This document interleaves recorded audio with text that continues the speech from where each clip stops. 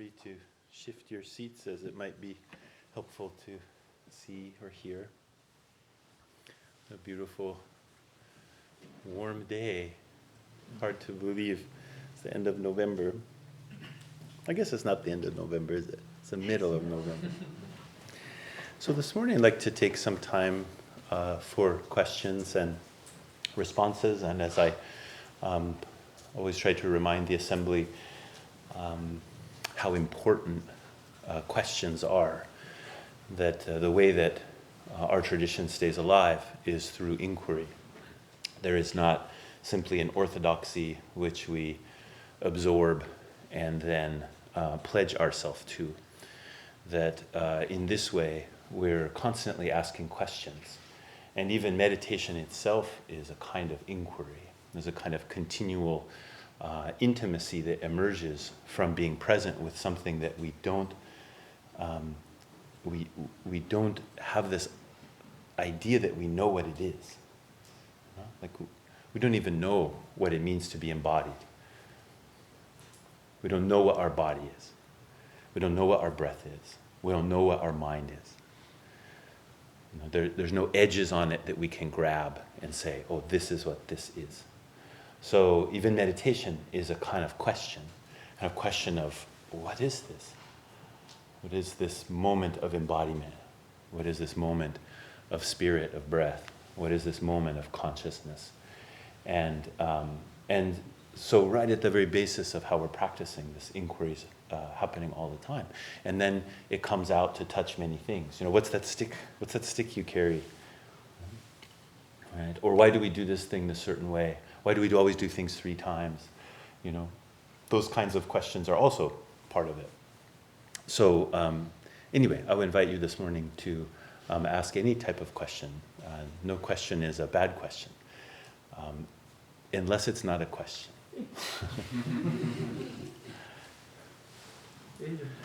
Hey. The Dharma of thusness is intimately transmitted.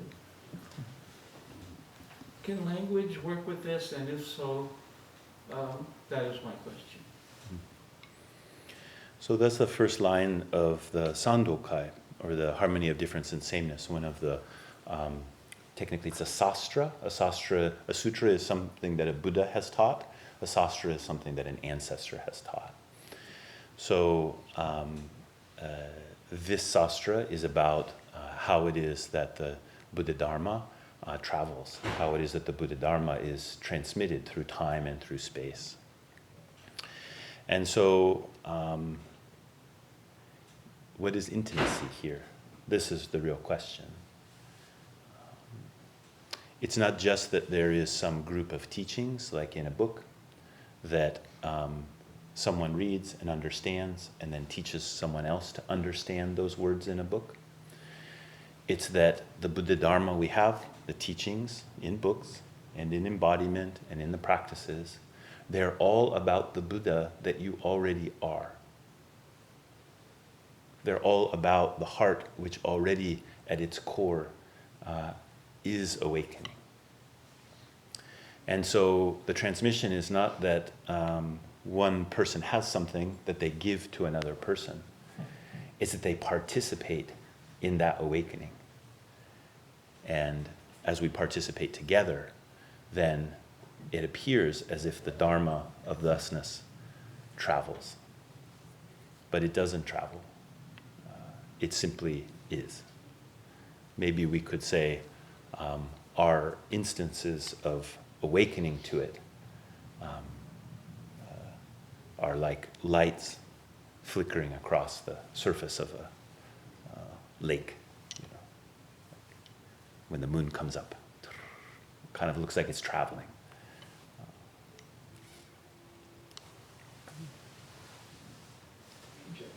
Hi. Is there a difference between awakening and enlightenment? We use those words interchangeably. We use the words, but it can be useful sometimes to look at some of the layers there, or varieties. So there are 3 characters in Chinese that are typically used. And the first one means something like to realize. Maybe you've heard the term satori before, or in English, satori, right? So satori, that character means to realize something. And in the way I'm using the word realize here is like we can see something in a way we couldn't see it before. And the second character that's used, kaku, means to wake up. And so that's the term that we usually use, awakening. So realization, awakening.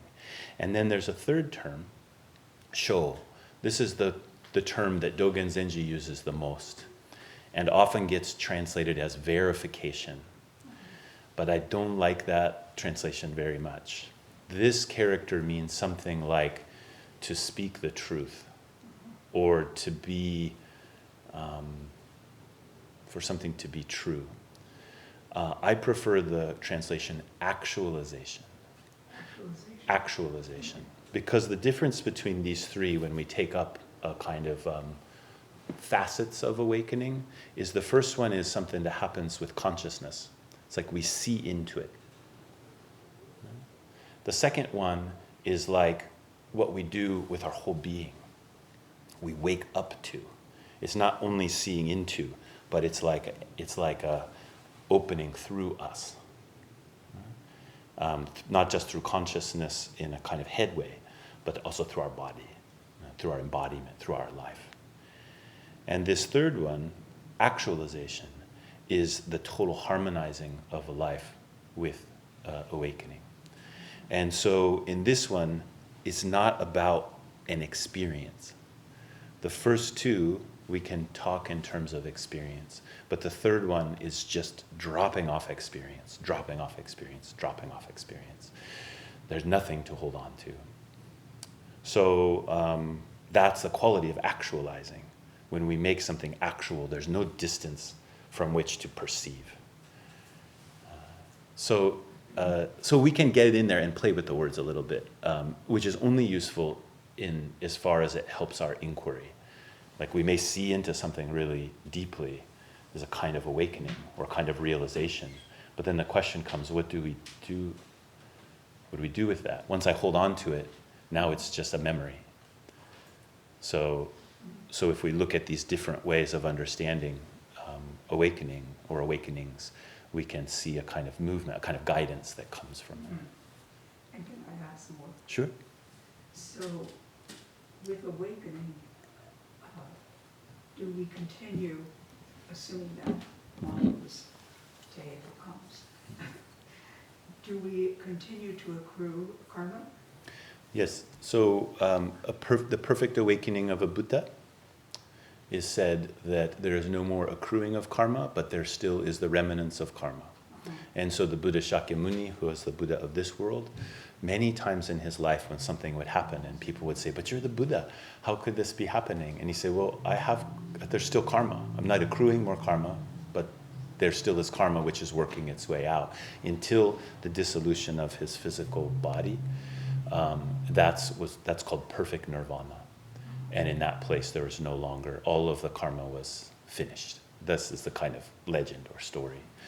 But for us, there can be an awakening, which is not the awakening of a totally enlightened Buddha. And that kind of awakening is not a total and complete awakening of a Buddha. And then, of course, karma keeps accruing. So our job becomes, in practice, becomes accepting that karma. How do we turn the way we're living from simply being turned by the karma to the karma pointing us to our vow? Because our karma entanglements will always bring us the opportunity to live out the vow of the Bodhisattva. And that's actually why they're so important. We don't want to be in a hurry to be a Buddha. We have to actually meet every living being in all worlds that have ever been and ever will be. That's our vow. So karma keeps us, tires on the ground, I suppose. Mm-hmm. Hey Joe, Mm-hmm. how do I stop my nightmares? I have them almost every day. Before you go to bed, what do you do? I have my monster pills. Mm-hmm. And I think that's all I do. So I would recommend that before you go to bed, you spend a little bit of time sitting quietly and then making an offering. So making an offering, we take a little bit of food, maybe some water or some tea, and then we offer it on the altar. Do you have an altar at your home? What's an altar? Altar is a place like this behind me where there's like a Buddha. I have little ones. Yeah, that's perfect. So if at your little altar, you make the space nice, and then you go there, you sit quietly a little bit, and then make some offerings. A little food, maybe a little tea or a little water, something that you think that the Buddhas and Bodhisattvas would like, and you put them there, and then close your eyes, and then you can imagine what is the being, what is the person who could stay with you while you're dreaming and help you. Like maybe my spirits or something. Because almost every night my bad spirits come. So how can I keep them away from my brain? So that's why I'm saying make the offering and then imagine that good spirit. Okay. Yeah. Do you know what the good spirit looks like? Yes. Okay. So you bring that good spirit into your mind and sit there quietly for a few moments and make the offering to the good spirit and ask them to stay with you while you go to sleep. Okay. And they can help you. You know, you don't have to get rid of the bad spirits. You just have to teach them how to be good. Okay. Try that. Thank you. You're welcome.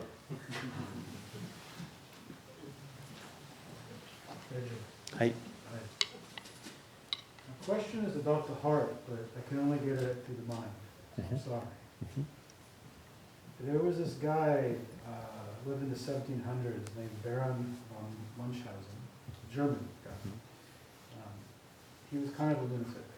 And he ran around Germany as an army, did terrible things, and when he retired, he became somewhat famously known in the aristocracy as this person who told these fantastic stories. So ridiculous sort of things. He said things like, I wrote cannonballs, like literally, like he would say this kind of stuff. People said, I think you didn't actually do this. But anyways, there's this painting that's somewhat famous in German culture, if you grew up in it, probably Eastern Europe because it got kind of publicized. It's a painting of him on top of a horse, and he has fallen into a tar pit.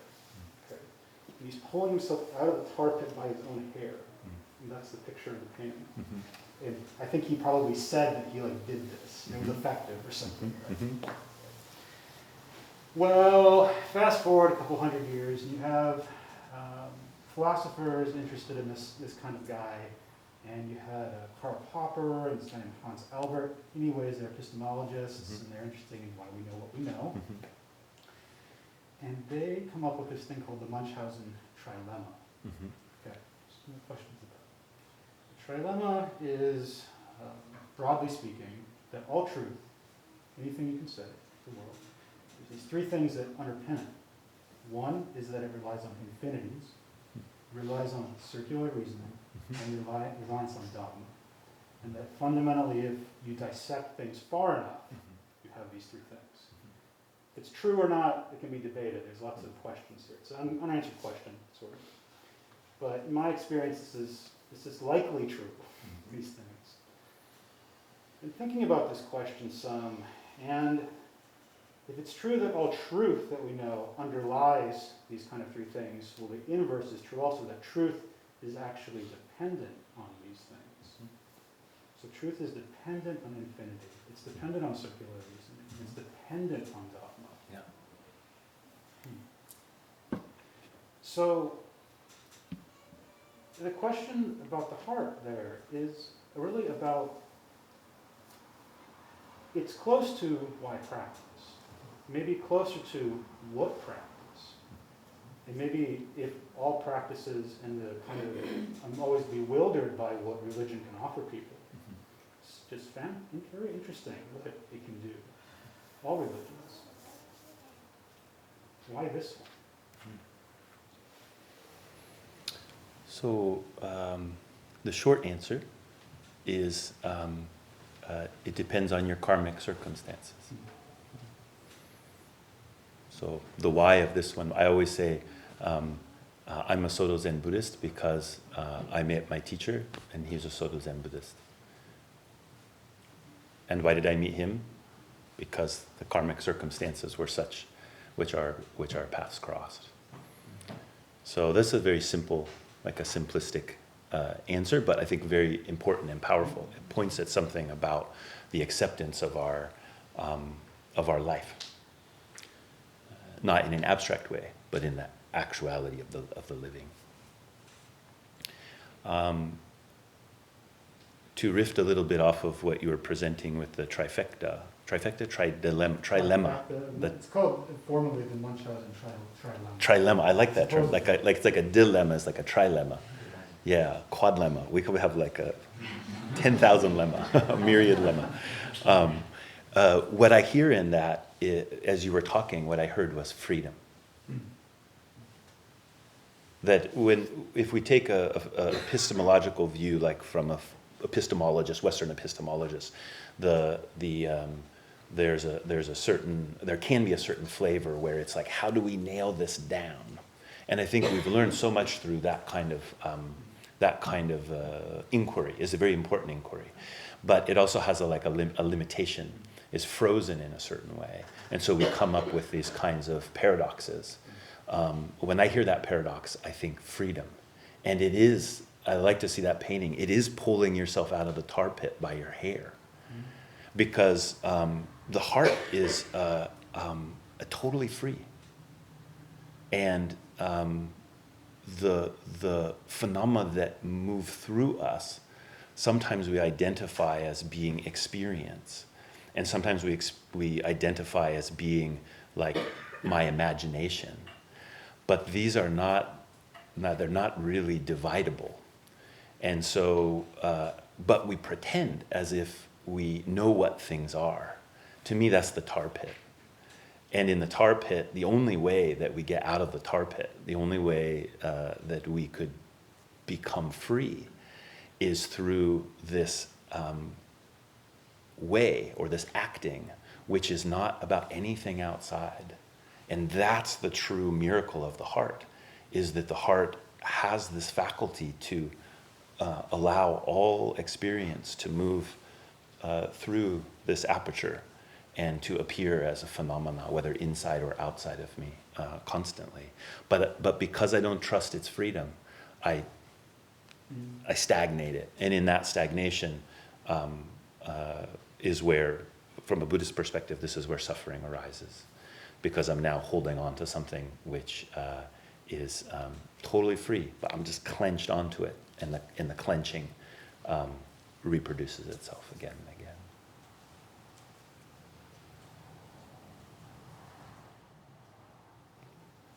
I want to say more, but I have nothing.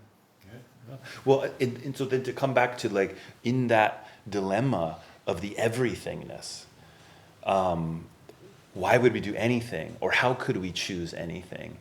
To me, that comes back to this question of freedom. We're free to choose.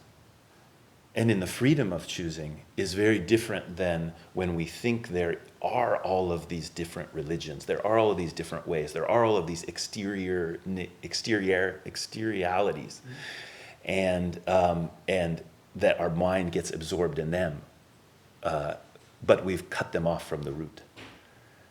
And in that place, there's no freedom. We could never choose. We could choose anything. We could choose nothing. But it never becomes the freedom of our choice. And that's something that I very much appreciate about this tradition, is it doesn't ask us to make that choice right out front. It says, sit down. Pay attention. Feel for that heart. And from that place, you will come to know something about the freedom.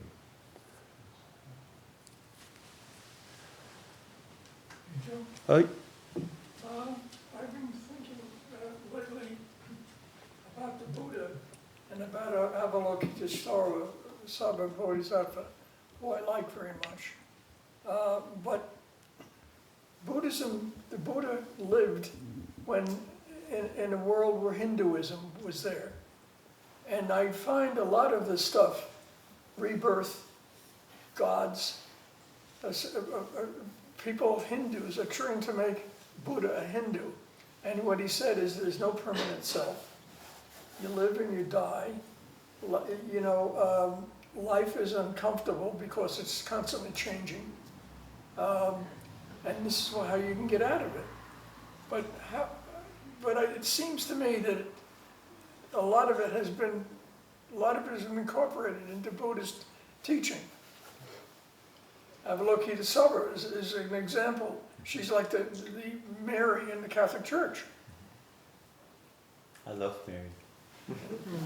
Me too. I think that's the answer.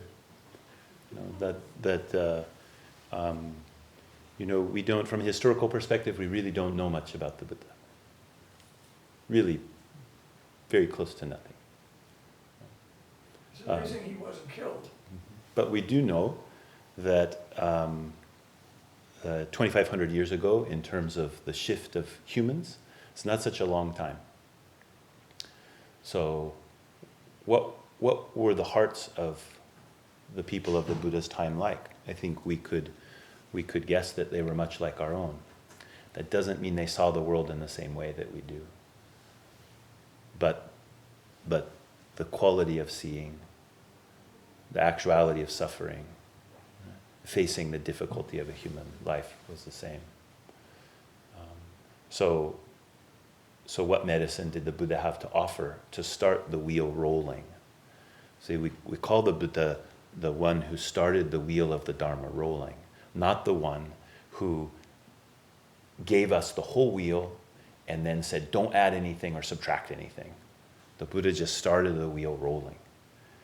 And so there have been countless beings here on this planet, in this dimension, for 2,500 years, just limiting it to that have responded to this human life of suffering, and have found that there are many, many beings that visit us and teach us.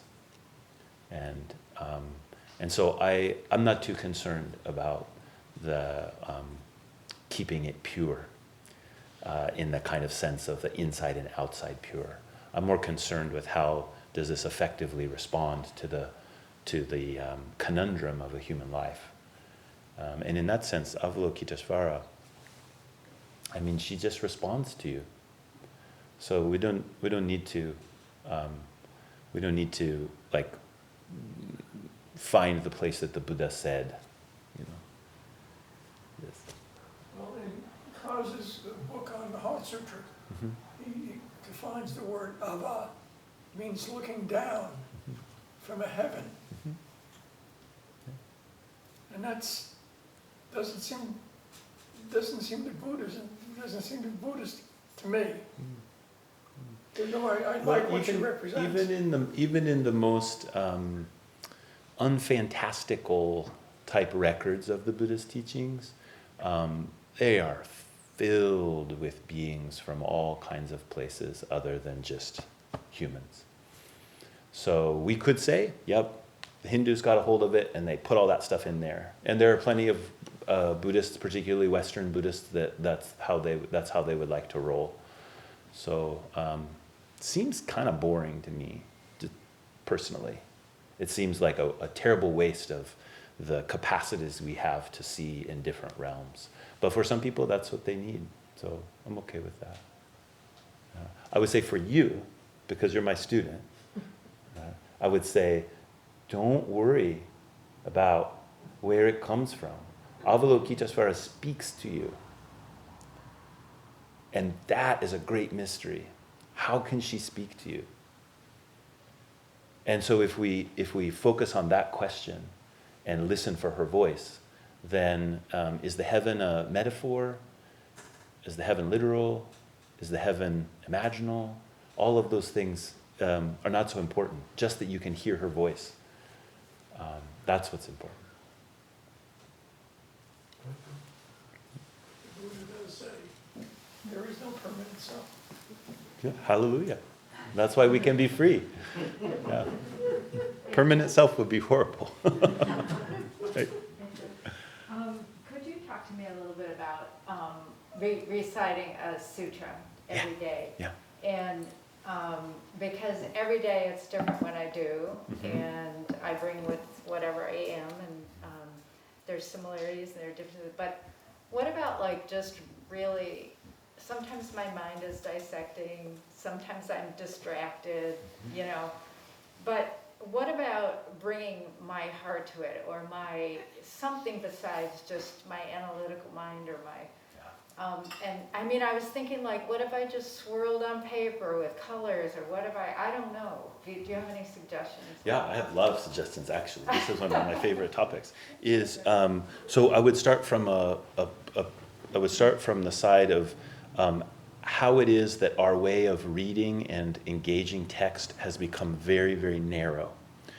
So it's important for us to see that we now live in an age where our access to written word is just ubiquitous. I mean, we're inflicted with it all the time.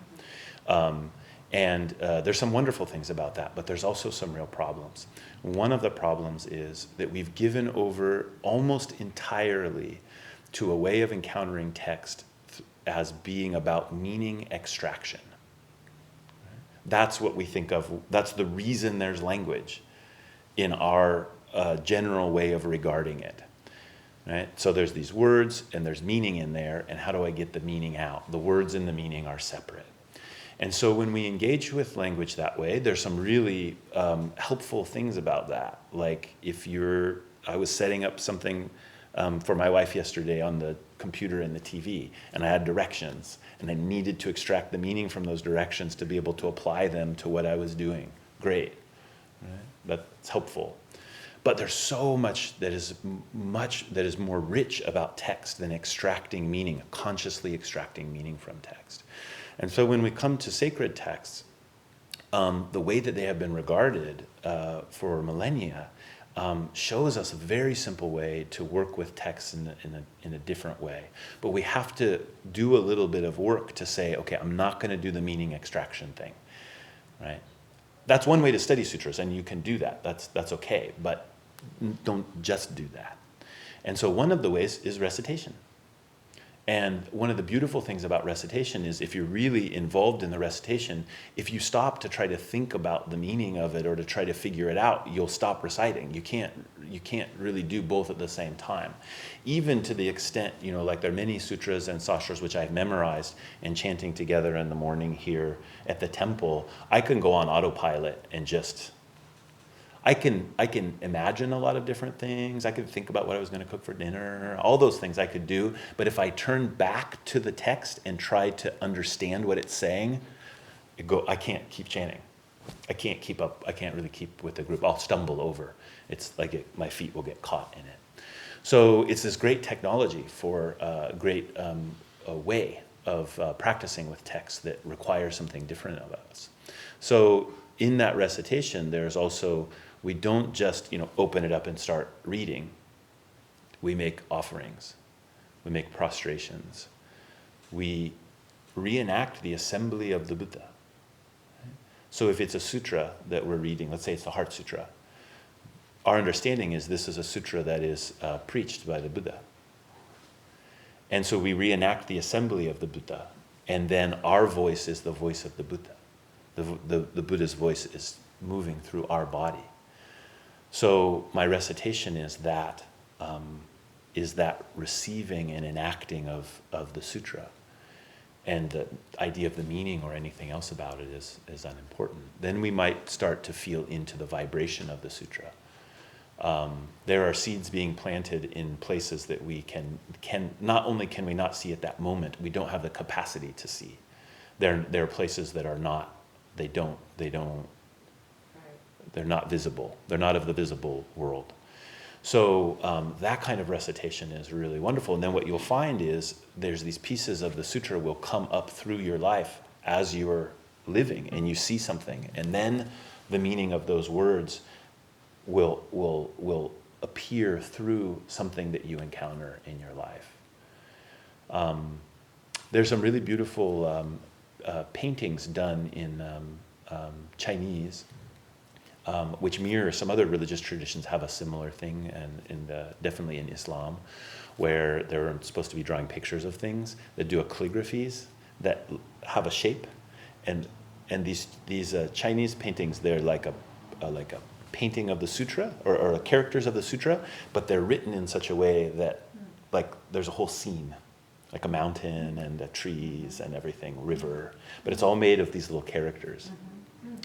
So that's also the way that those texts work, especially if you're reciting them daily. What happens is the world starts to become those texts, and the receiving of the world as a sutra, and then our living in the world becomes the same type of activity as the sutra recitation, where we're receiving these words of the Buddha and we're enacting the words of the Buddha. We're receiving the sutra of the whole world and we're enacting it, through our life. Those doors begin to open up, and it's quite wondrous. You might find yourself just chanting all the time. So you could dance a sutra. Oh yeah, I mean, to play with the words, you could say that any dance is a sutra. Mm-hmm. It is the sutra. And in terms of verses of faith mind specifically, Yeah. is there, I assume that's a shastra rather than a sutra? Yeah. And can you tell me something about just the origination of it? Or Yeah. So the verses of faith mind was written by the third ancestor in China, Sosan Zenji, and it's not quite jazz. It's a little more like, I would say it's less like a dance and maybe more like a march. Or like I think of it as yeah. as a flow. I don't know. Yeah. Oh, great. I worry the spirit. Oh, right. Yeah. It's like, with aversion and attraction. Yeah. I mean, Yeah. that's one that seeps into my life daily after I recite it. But anyway. Great. Yeah. Yeah. So however I would say the same thing, Heart Sutra or a Sastra like that, we can treat them in the same way. I would say with the Sastras, we're one maybe slight place that we can investigate in terms of the type of text that it is these are the lives of this ancestor that is coming through this Sastra. And so in the same way that we receive the words of the Buddha when we're chanting a sutra, when we're chanting a sastra, it's like we're receiving the lives of these ancestors. And then we're enacting. And the life of the ancestor, in a way, is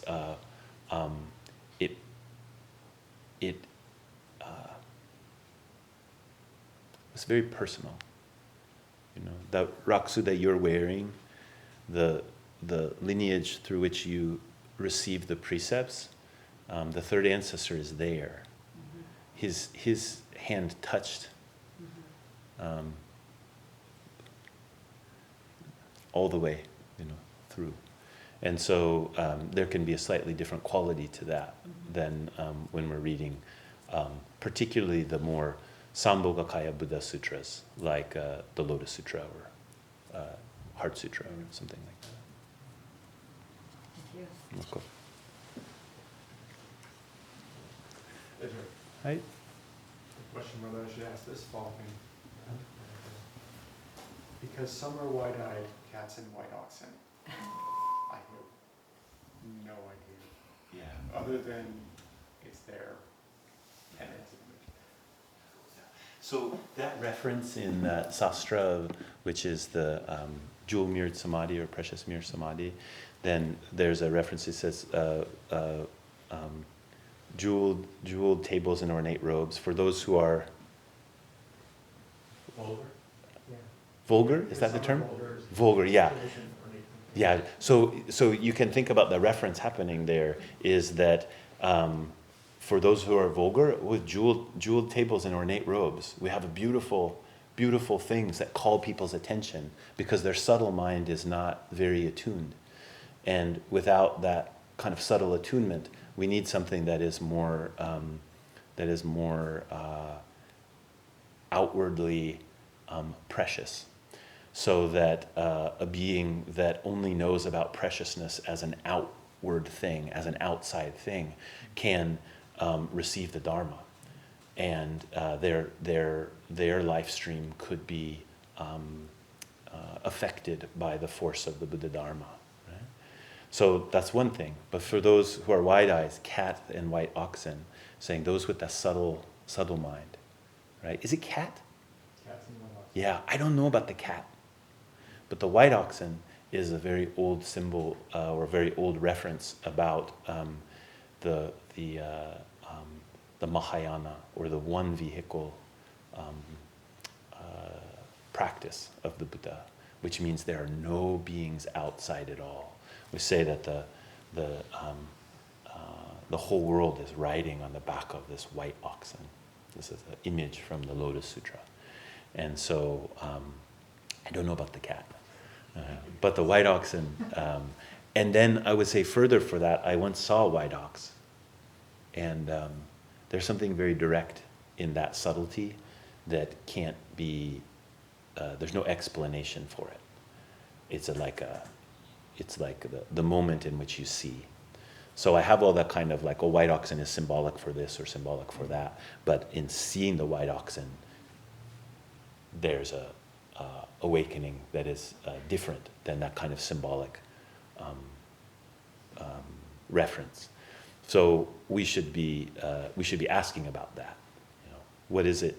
What is this subtle, not outward preciousness, but a preciousness that isn't defined in as outward, that kind of outward way? How will I know it? How will I see it? What is the seeing of it? I think those are some good questions. Like cats. Yeah, cats. Hey, Joe. Right? Thursday night, you spoke about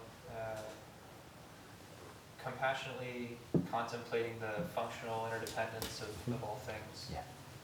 And so I had two questions related to that. You spoke about seeing that through like three apertures. One was the deep mutuality that exists.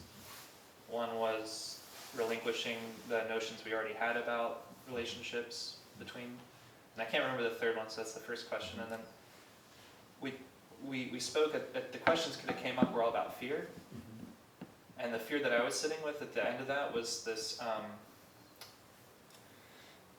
it's kind of a strange one, but it was like, I feared that if I could really feel the interconnectedness of all things, that I'd be overwhelmed. That I'd be overwhelmed by like gratitude, or I'd be overwhelmed by compassion, and I don't know I don't know exactly how to meet that fear, because I don't know that I've ever really had that before. Yeah. You have a very good memory. Yeah. So to talk about those three apertures, or three eyes, the three ways of seeing, in relationship to how we encounter phenomena. So that teaching that we're pulling for was Prajnaparamita teachings, which always will be about how things both are and aren't at the same time. Any phenomena is, has its own reality, but also is just completely interconnected with everything, meaning that we can't really call it out as being separate in any way. So while we're working with that in those three eyes that I was encouraging people to recognize and to use in their practice, that first one is about the interdependence, like you said. And so how do we see interdependently. Not just how do we see interdependence as a separate thing, like I can see that the tree needs water to stay alive, etc. But what is the seeing which is interdependent? So recognizing that my mind is completely involved in whatever it is that I'm seeing. So in that world, the phenomena are become like a translucent. They're there, phenomena are there, but we're not holding them as just being this exterior object. We're appreciating how I'm involved in them. That could be a way to say that. In the second one, we're releasing all. Any phenomena that comes, we're releasing or boxing it in as being a thing. Because anything we experience, we've held on to it in a certain way. We've taken its shape, certain aspects of its shape, named it, and that's what we're calling experience as we experience it. So we just drop that off, drop that off, drop that off, drop that off, drop that off, drop that off. Now, so those are the first two. So the third one you're asking about is that there is something else that arises when we regard phenomena that way, that isn't just simply the exteriorized phenomena of grasping. And the things that arise there are, we would generally call, the term we use is wondrous, meaning that they aren't appearing in the same way that those normal phenomena appear. That they start appearing, they have a freedom. And the freedom that they have is like the freedom of the movement of our own heart, our own imagination, we could say. And that's how we are able to move. That's how we're able to enact things in the world. We're not just reacting to phenomena that are there, but there's some movement that comes through us, and we start seeing a world, right, which isn't just kind of being in these phenomena being dumped on us, but we're moving. The reason I think this is so important to your second question is where we end up with, if we're only using those first kind of eyes, is total responsibility. Not just for the world that we see right now in front of us, but the world that has been and will be, and all of the worlds in all directions. We're completely involved in all of it. And so we are responsible. Right? That is completely overwhelming if we don't learn this third eye, in which our life is the enactment of the response. Our responsibility doesn't mean I'm the one that's going to just carry it around on my shoulders. It means my responsibility means I have to respond. I have to be in relationship. And that relationship comes from my own stepping forward in a radically creative way. I don't mean radically creative like it's going to look like a really creative painting. It might. But I mean creative meaning that it's actually yours. It's your, we would say, true self is walking forward. The freedom of our being has the capacity to envision a different world. It has a capacity to take us into another step, which is a true response to the suffering that is appearing through all of those places.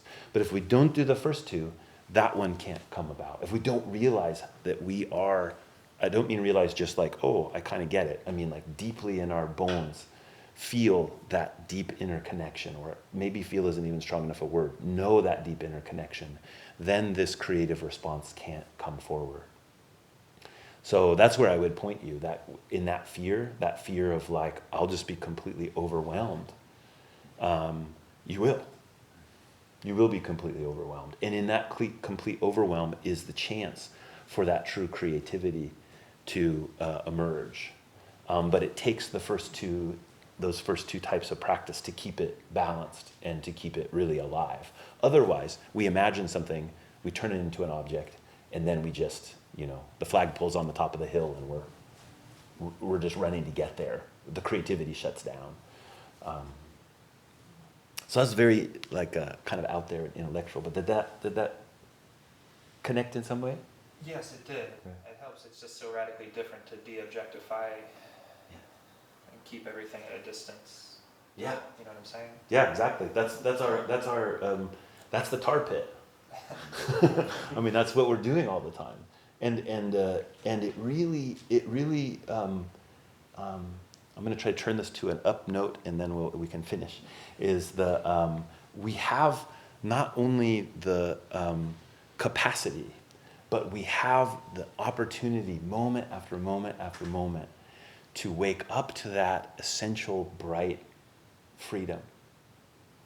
And in small ways, it may just be the delights of human life.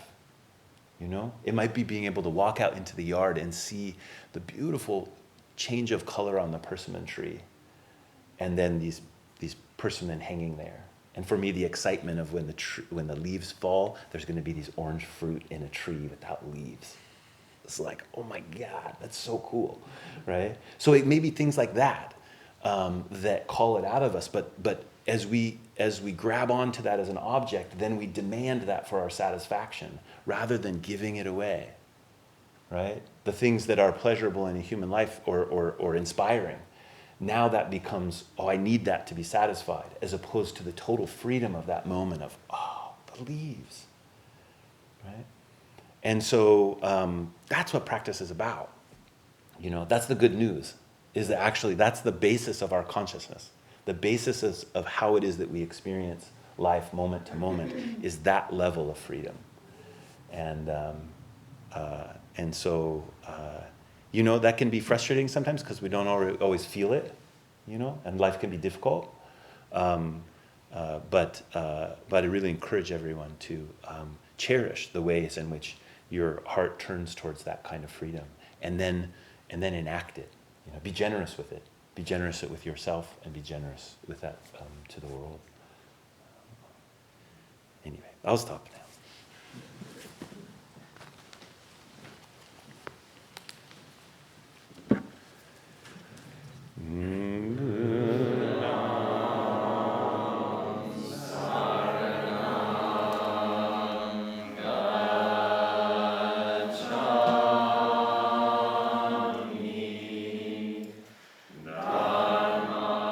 This and all our teachings are offered free of charge.